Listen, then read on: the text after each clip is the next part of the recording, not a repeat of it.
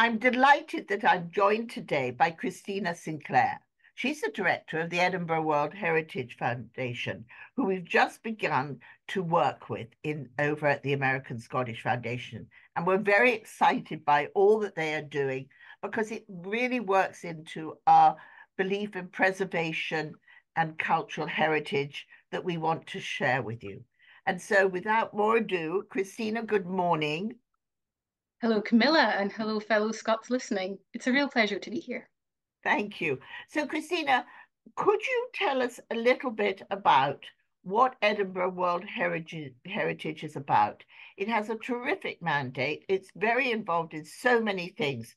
And with people who are very involved in lots of things, it's very easy not to know exactly what they do. So, can you clarify and bring us up to date a little bit? Absolutely. So, Edinburgh World Heritage is the independent charity for Edinburgh's active conservation. And as you've quite rightly touched on, we do a lot. We engage people with their heritage through events and initiatives. We provide sensitive climate emergency adaptations for historic buildings. And we are the city's expert independent advisor for conservation.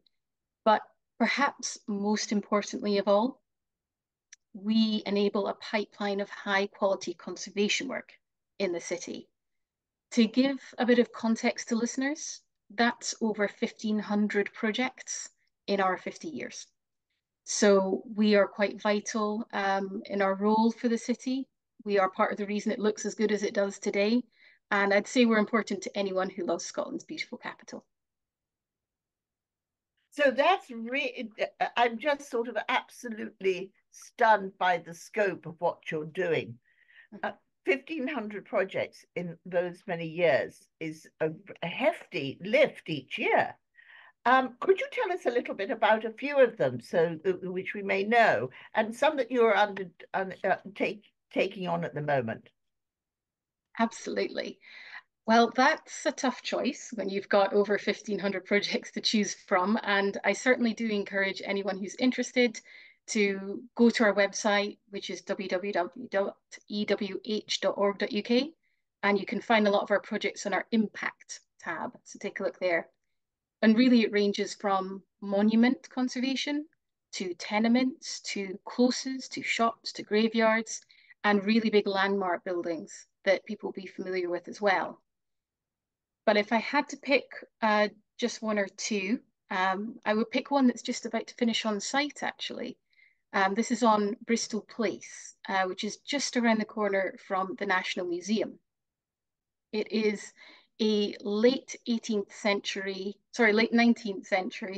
housing tenement project that, like a lot of housing projects, our grants and guidance have been really vital to enable that project to continue at all. So we are helping to support vital roof repairs, stonework repairs, repointing, window metalwork conservation, and all of that is nearing completion, and it's looking really fantastic. So that is great fun for us, and we're always happy to see a continual pipeline of projects getting completed and the city looking that bit better and better conserved. Another Before you go to that, so the funding is not just a given that it's coming from the city of Edinburgh, or it's really something that is a collaboration of partners, and that's why we're excited to be able to help amplify what you're up to over here, because you do need all of this. Is a way for us when we're away from home, as it were, to be able to help with the conservation of Edinburgh. Thank you, Camilla. I really appreciate that. And thank you for flagging it. Yes, there is this perhaps a preconception, just generally with people that, all of this stuff must be really, really well funded. As always, I think we all know how the world is at the moment. That's actually an ongoing challenge. So, any ways in which funding can be put into Edinburgh, it's a great way to leave a mark on the city, and very much needed and very impactful.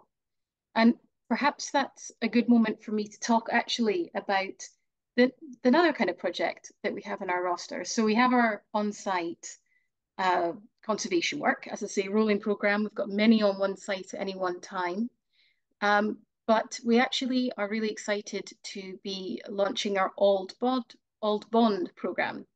So what that is, it's a dedicated initiative to deepen and strengthen those close historic bonds between Edinburgh and North America. And that looks like events, in Edinburgh, online, and actually in the US while we're there for our annual visit. But also, as you were touching on there, ways of being meaningfully part of Edinburgh's conservation. No matter what people's interest and means, they can do that. Simple as people can, if they wish to, we welcome signing up to our newsletter. You just get updates on our events, on our projects, and just be in the loop. We've recently launched our new International Friends scheme, which we're really excited about. People can sign up to that. And even, a sort of more impactful international champion. People can, of course, make tax-deductible donations or simply get in touch with us for ideas. We're really excited about that program. Well, I think there's just so much going on in Edinburgh. And of course, I have to ask you, because you've got the inside track on this. This is the 900th anniversary of Edinburgh. It is. And I really feel that we'd love an update. I know that it's a year, so it's from now forward, but it would be great to hear maybe what this means for you and how you're going to get involved in this at the Edinburgh World Heritage. Absolutely. So, for a little bit of context for listeners, 2024 marks around about 500 years since David I of Scotland introduced a municipal government into our country. So, really, as a city, we are coming together to tell the many stories of Edinburgh across the centuries, ranging from past and present stories about faith, about global connections, about radical ideas that came out of Edinburgh and the many interesting people, and of course, its conservation story. At that timescale, the main events are going to be running from summer of 2024 for about a year. So that actually run to summer 2025. So that's the overall what's happening in Edinburgh, and do keep an eye on the City of Edinburgh Council's website for an amalgamation of the events. As for Edinburgh World Heritage within that, certainly we're really excited about this. And we're going to be doing two key things for the Edinburgh 900. I think, first of all, and most importantly, we'll keep fulfilling our vital role in conserving Scotland's capital. That's something that I never try and let fall by the wayside. It's, daily business for us, but it's really important to keeping Edinburgh special. But the second thing is that we have, in amongst our rolling programme of events, which I mentioned, both in person and online, we will have our own specialised dedicated events as part of the Edinburgh 900. Most likely covering the story of how close Edinburgh's stunning historic environment came to being completely, well, or substantially lost in the 20th century, and how the work of Edinburgh World Heritage and many others saved it, which is a fascinating story that most people don't actually know is there. And perhaps what the big challenges ahead are. So watch this space on our events page for more information on that. Well, I think that, I'm so glad we've had a chance to talk this morning, because Edinburgh is now very much front and focus for us, because upcoming in the coming months, we're going to have all the festivals occurring, and we start talking a lot about that. But we should also be talking to you about the heritage message. We work with many of the museums and hear from them, but none of this would go on without the underpinning of making Edinburgh stay beautiful and conserved. So I think we need another program in the next couple of months that just tells us a little bit more about the work and your celebrations this year and what you're doing, and can talk a little bit more fully about it all. So Thank you for introducing us and starting us on our journey. This has been great. Thank you so much. And there's so many different things to talk about. So thank you so much, Christina, and we'll talk with you shortly. Thank you, Camilla. Thank you, everyone.